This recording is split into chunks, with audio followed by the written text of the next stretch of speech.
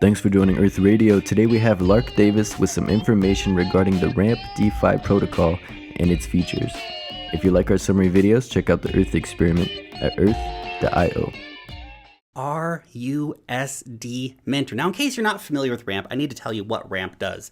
So Ramp is a liquid staking protocol. So basically the idea is that you have a coin or maybe a liquidity pool token that you're staking somewhere and you're getting your 10%, your 20%, whatever your rewards might be, but the rest of your capital is locked up.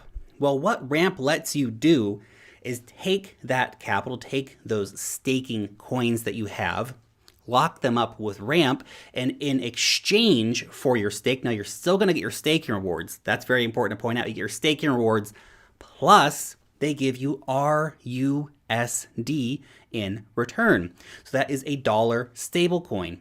So you can take those dollars, buy more of your coins, stake them, double your rewards in staking. For example, you can double, triple, quadruple your yearly yield and still get the staking rewards for whatever network coin that you're staking. Now that their product is live, it means actual revenues gonna start coming into the token. Now the staking rewards, by the way, have been pretty crazy. In fact, if you're staking Ramp on Ethereum right now, it's 38.8% APR. That's crazy.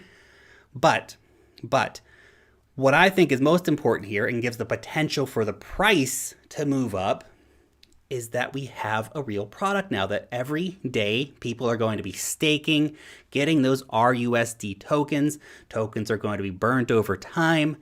Now we actually see a real DeFi product with a real revenue model, with bringing those tokenomics into play finally. So I think now we're actually going to see Ramp taking off.